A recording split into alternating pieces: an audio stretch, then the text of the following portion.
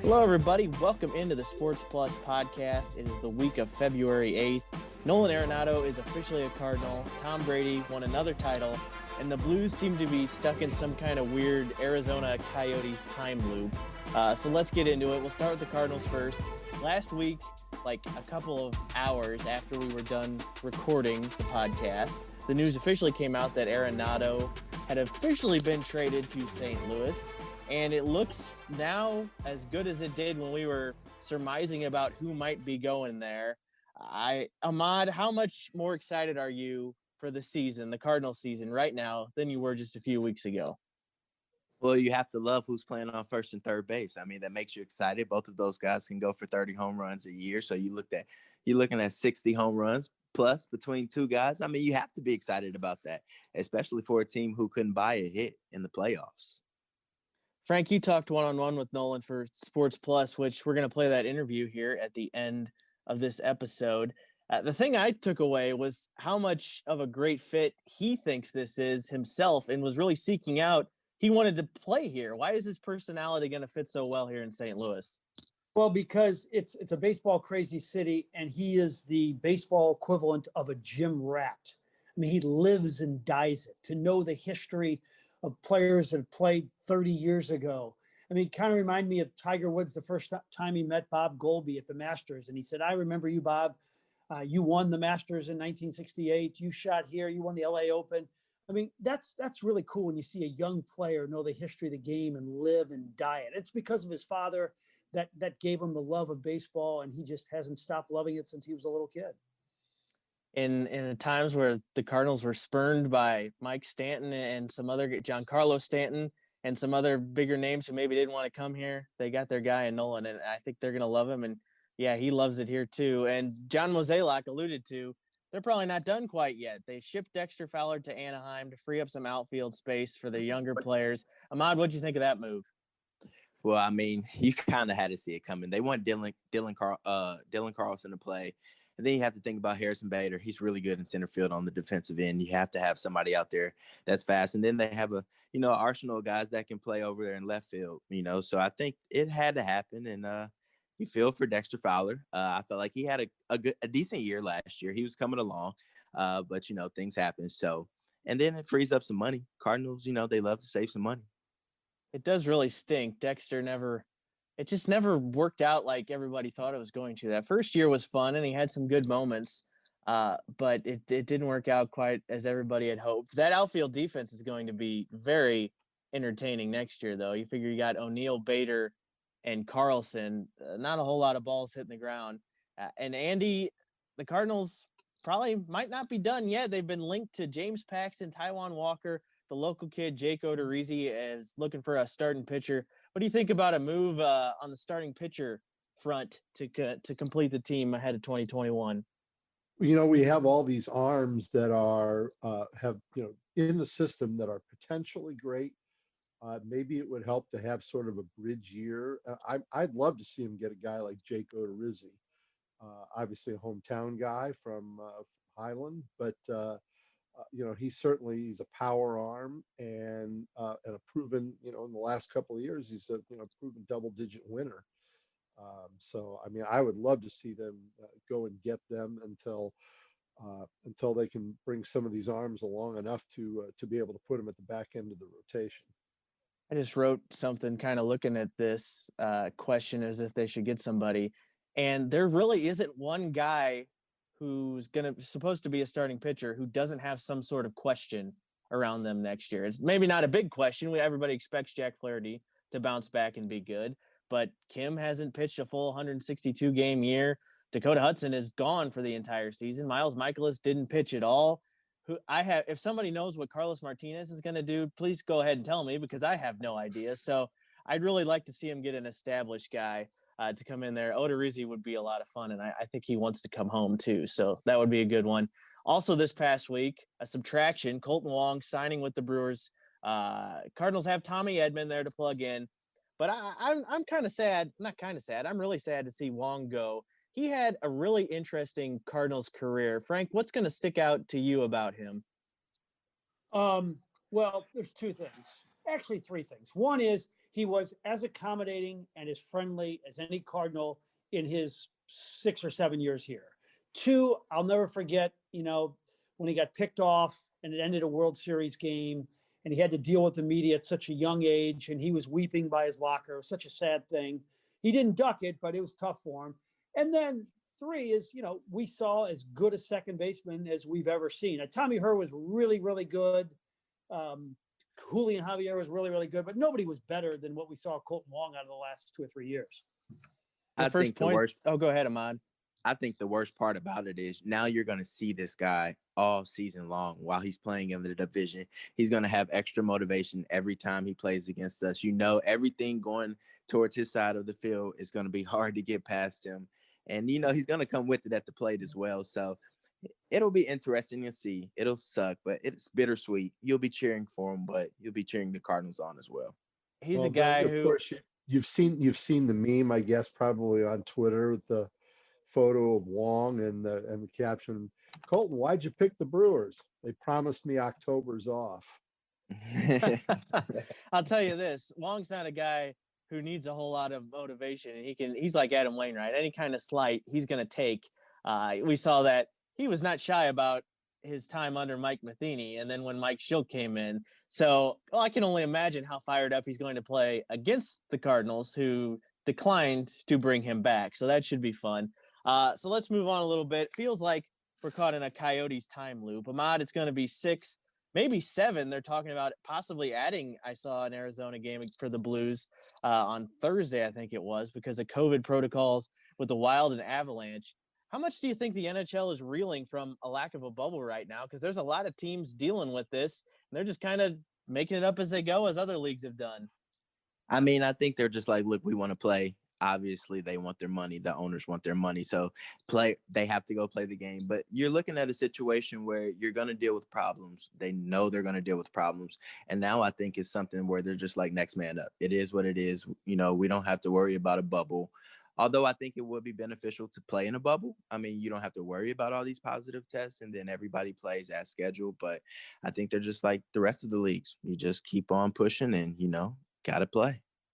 Saw somebody make an interesting point. The Blues have had to deal with this. We don't know exactly how many guys, I don't think, had COVID before they went into the bubble, but there's a decent chance a lot of them have antibodies build up, and they're one of the teams that hasn't been affected yet. So that I don't want to make any too big of a connection there, but hopefully the Blues will be able to steer clear of this.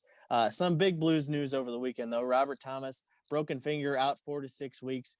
Frank, it didn't really seem like he was breaking out, as at least I thought, and a lot of people thought he was going to do so far early in this year. But this is still a big loss for the Blues. Corey, you kind of broke up just a tad. Oh, okay. Robert Thomas out with a broken finger. Oh. He hasn't quite broken out like at least I was thinking he was going to break out, and a lot of people were projecting. He was still good, and this is going to be a big loss for the Blues. Well, it really is. I mean, he's so good with the puck. He's so fast. He's so quick. He's so skilled. But I will say this, the one dent in his armor, the one hole in his resume is his lack of goal scoring. And I know there was a couple of legitimate excuses. One, he's really, really young. He's 21, 22 years old. And two is he's battled this wrist injury, which not only has prevented him from, shooting at a really high effective rate during games, but also in the offseason to work on his shot and perfect his shot. But I think we also have to come to the assumption is some guys are not just unbelievable goal scorers, which is fine. He can be a really good player and not be a 25 goal scorer. Maybe that's going to have to come from, Jordan Kyrou or Zach Sanford. But it is a blow. Bottom line is the guy's a good player and they're missing a really good player. Good news for the Blues is we've been touting that depth for a long time, and now they have to put it to use. So they should have guys ready to fill in. Let's talk now. Of course, we can't record a podcast a day after the Super Bowl without talking about the Super Bowl. Andy, why would anyone in their right mind bet against Tom Brady ever? That's for sure. As Frank pointed out, he's also adding recruitment to his resume. I'm going to cheat a little bit here because I saw is he the greatest winner in sports history?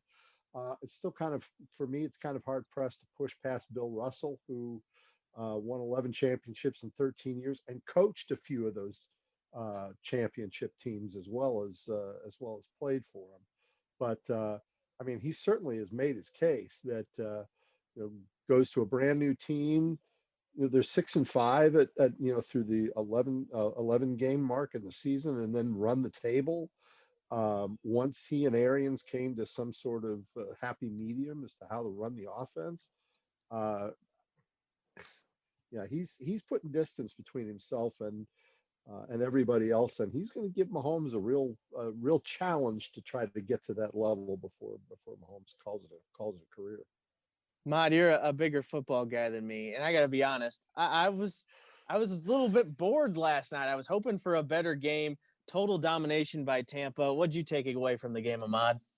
Well, I think you have to look at the line. You have to look in the trenches. And I think that's where the game was won and lost last night. And I think that's the part of the game that everybody ignores with Kansas City's offense. I mean, they see Tyreek Hill, they see Patrick Mahomes and Travis Kelce, and they think touchdowns. But you don't think about, the Eric Fishers and the Mitchell Schwartz, like the guys who protect Patrick Mahomes. And last night looked like a track meet, as far as the left tackle and right tackles were concerned for Kansas City. They were just chasing all night.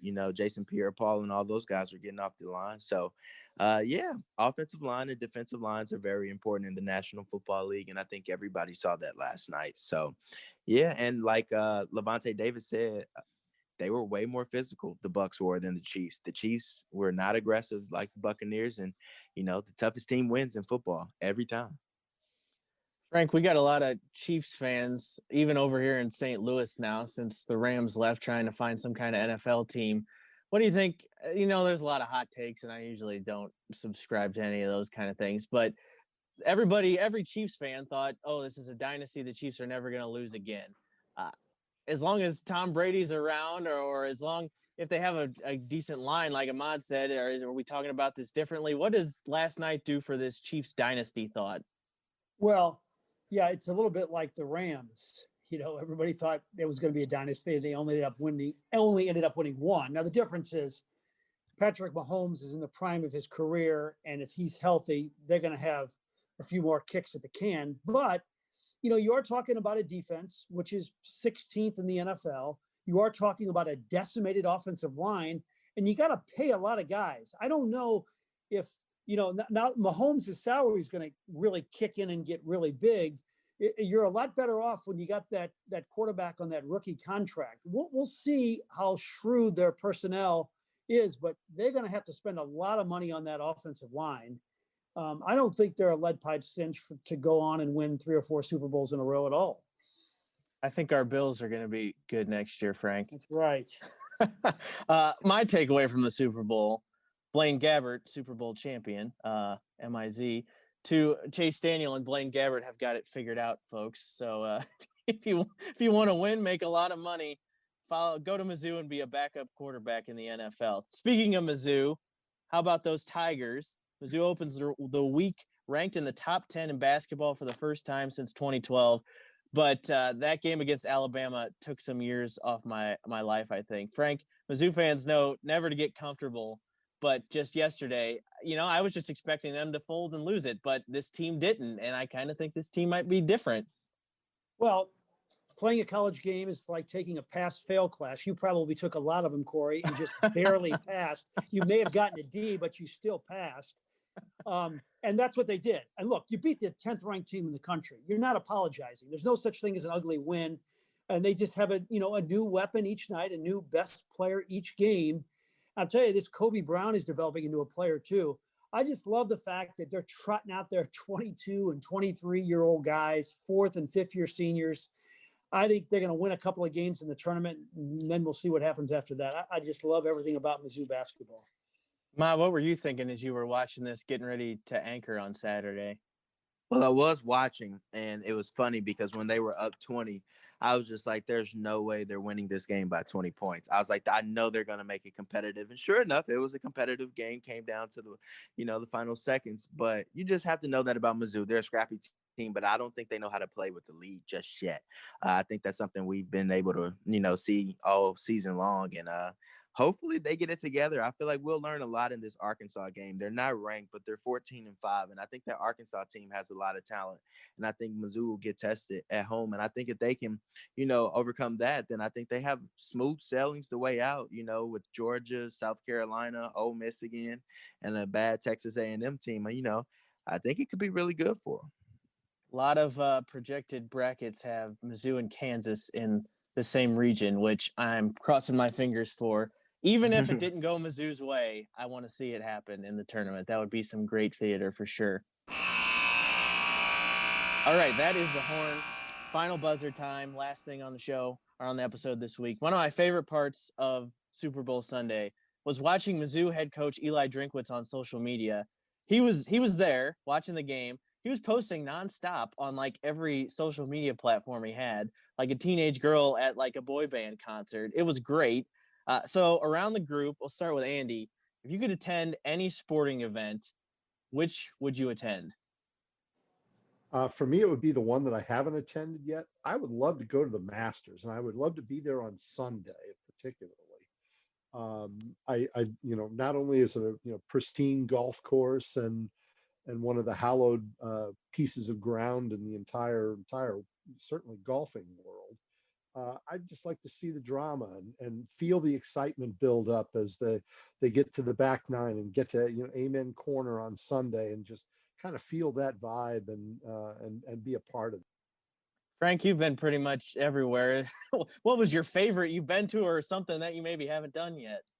Well, Andy took the one that I would take, but I still haven't been to an NBA Finals, so I wouldn't mind being in Boston to watch the Celtics and the Lakers in an NBA Finals, watching Jason Tatum play against LeBron. That would be pretty cool. Ahmad? He literally just took the words out of my mouth. I was about to say the NBA Finals Game 7. That would be amazing. But I guess I've never done this one, college football national championship or the Alabama-Auburn game. I'm sure that'll be, a real dandy with those two schools and the rivalry and history they have. So I'm sure that'll be a lot of fun. I pick Alabama-Auburn. That's what I would do. Before 2 years ago, I would say a Blues Stanley Cup winner, but that actually happened, which I still can't believe. So I'm going to go.